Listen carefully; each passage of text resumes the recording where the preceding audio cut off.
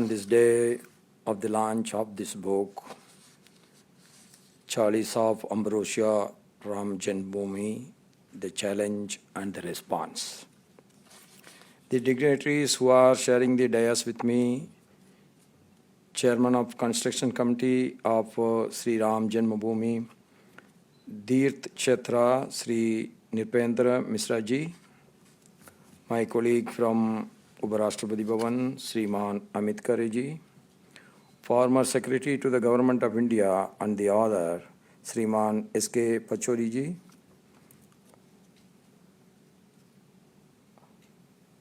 Sriman Ashish Gosain ji, Har Anand Publications Private Limited, and Bhai Begano, सबको नमस्कार. There are some days that will be very painful. Suppose you have to prove your goodness for whom you have worked all your years. From the birth, you are becoming a young man, getting married, and you are working for the family all the time.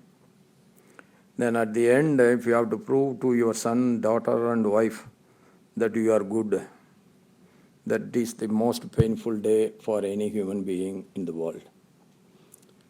Like that, it is more painful for every Indian that Lord Ram has to prove his birthplace.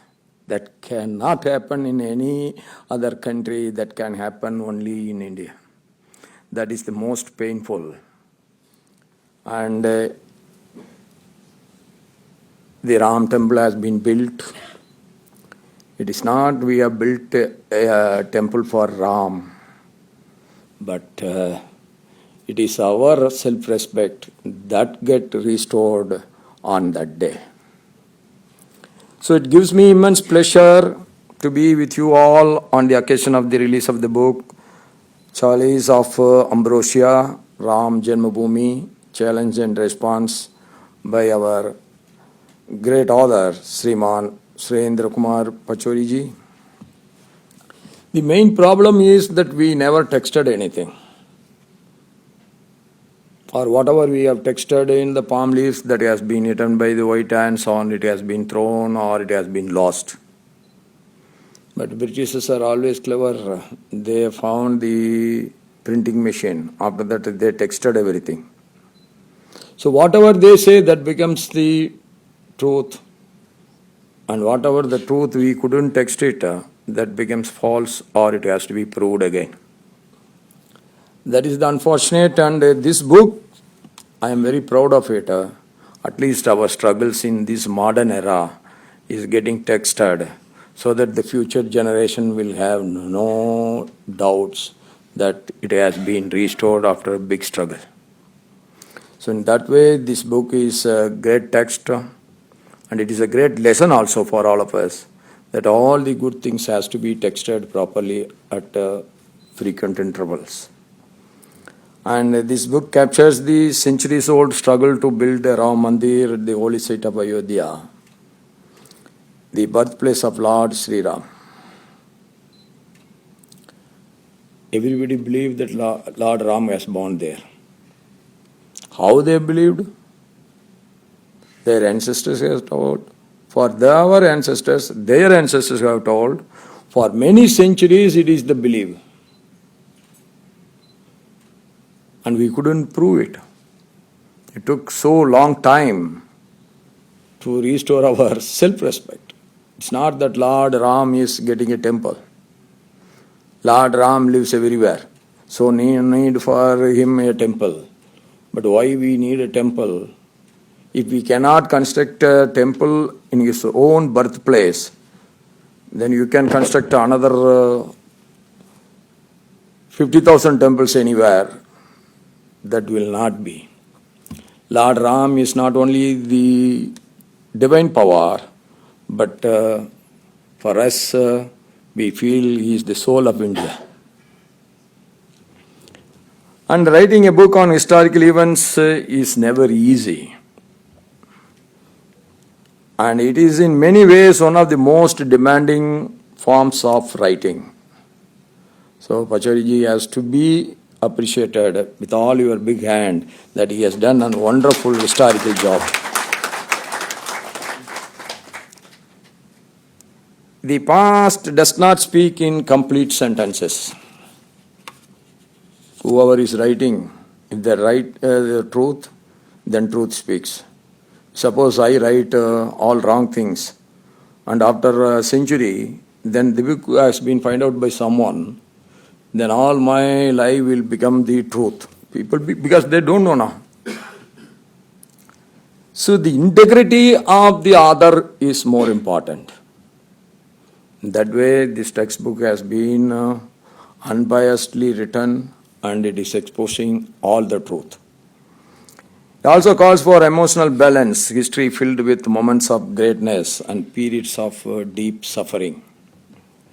An author of history must write with empathy, yet with the restraint, honoring human experience, with sensationalism, and presenting the truth without distortion. Distortion is one that has to be avoided, and in this book, what I feel is it is totally avoided. Sri Pachoriji, you have done a commendable job at bringing out the essence of the historic struggle of Rama Janmabhoomi in this book. And the dreams and the aspirations of millions of Indians were fulfilled in 2019, one after the longest legal disputes in Indian history. This is the most painful. You have to prove yourself to your own kin and kith. That's what I said in my beginning of the speech. Through the various chapters of the book, you have captured the essence of the movement of the Hindus towards the revival of the Hindu consciousness of Hindutva. The 2003 excavation by the Archaeological Survey of India has been dealt with in detail in this book. That is the only way you have to prove yourself. The mighty always do a wrong. If they have removed everything and they constructed, then we have no proof today. They think that they are everything. They can demolish everything and they can construct on that everything. But one thing is, nobody can change it, that the dharma will never die, the truth will never die, so we are able to prove it. So everybody do a mistake. While doing a blunder, they have done a small mistake of not removing all the old structure. And they just buried it, and on that they have built the Babur Masjid. We should remember the excavation report and its findings played a critical role in the final Supreme Court verdict of 2019. In other countries, everybody will climb just like that. But in our country, that is also one way it's good, that nobody can claim anything just like that. They have to prove themselves. That is, the democracy is so strong in our country than in any other country. That's why we always call India the mother of democracy. I am quoting from the findings of ASI mentioned in the book. Quote starts, "There is sufficient proof of the existence of a massive and monumental structure having a minimum dimension of 50 by 30 meters in north-south and east-west directions respectively, just below the disputed structure. In the course of present excavations, nearly 50 pillar bases with the brick bat foundation below concrete blocks topped by sandstone blocks were found." Quote ends.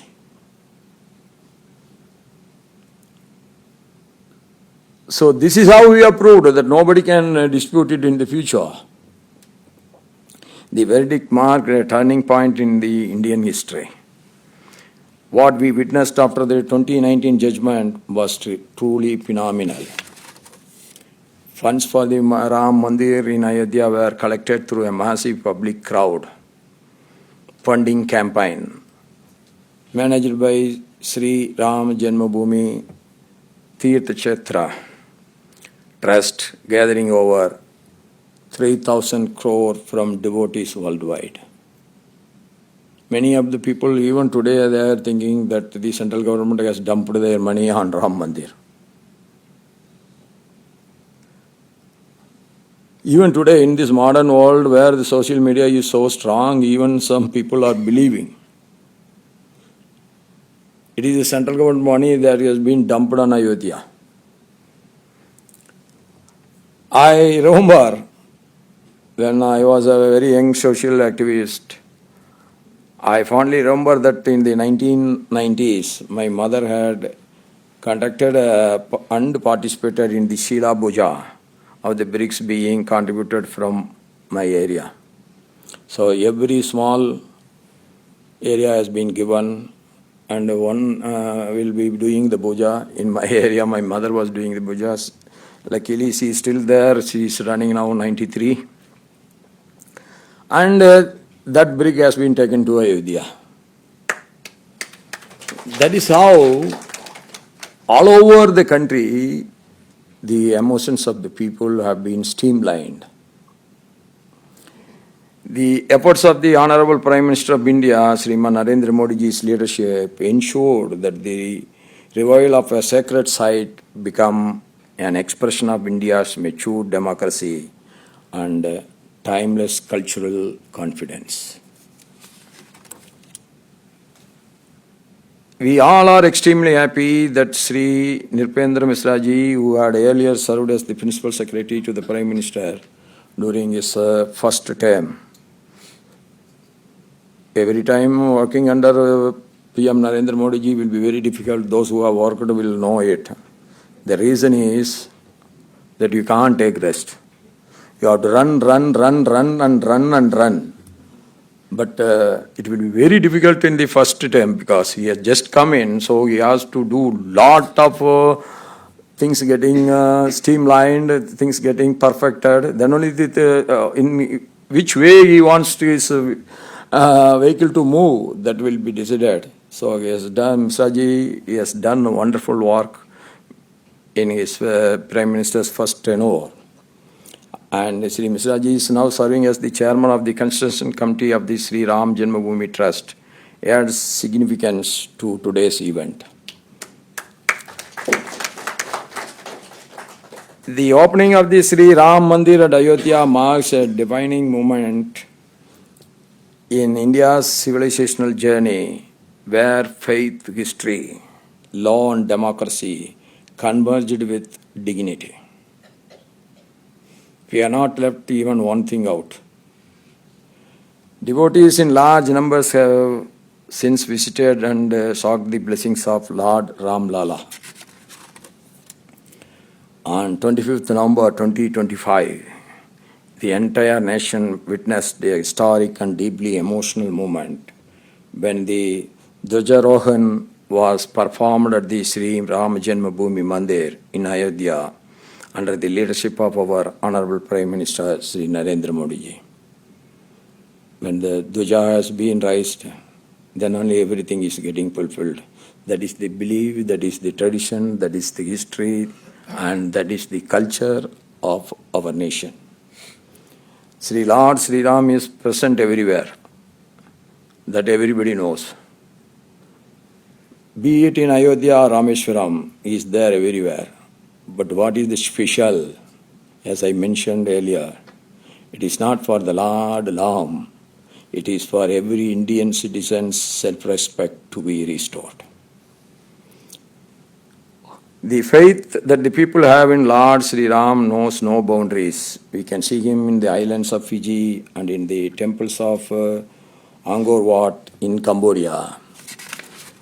Lord Sri Ram is the eternal symbol of Dharma, showing the world how righteousness can guide even the hardest choices.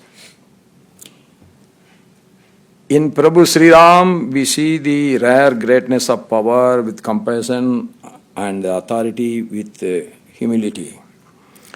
His life teaches the true greatness The true greatness lies not in the ruling kingdoms, but in winning the hearts of the people through virtue. That's why even Mahatma Gandhi has not said anything else. After independence, what he want? He want Ram Rajya. So he knows, Gandhiji also knows, everybody knows that Ram Rajya means the justice for everyone.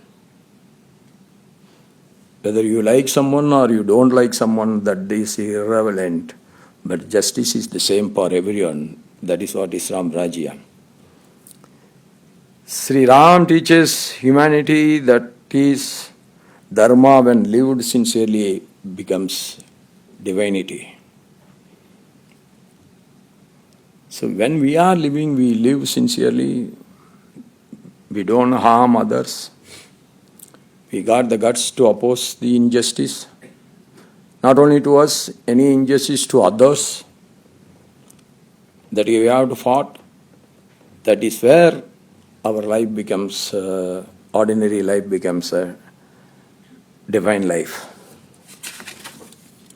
This is what we should all try to achieve in our lives by following the Lord Ram's ideals.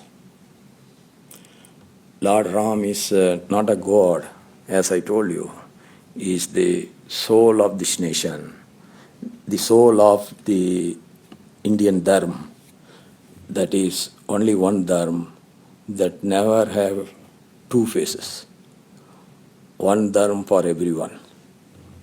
I once again express my appreciation to Sri Surendra Kumar Pachori ji for his book on the challenges and responses that we encountered during the Ramajanmi movement, so that the future generation will always remember two things. Truth will never die, and nobody can beat Dharma. I also wish the book should have a wider readership, so that they all should feel the self-respect of this nation has been restored after many centuries with a big sacrifice and hard fought. Jai Sri Ram, Jai Hind, long live Mother Bharat. Thank you everyone.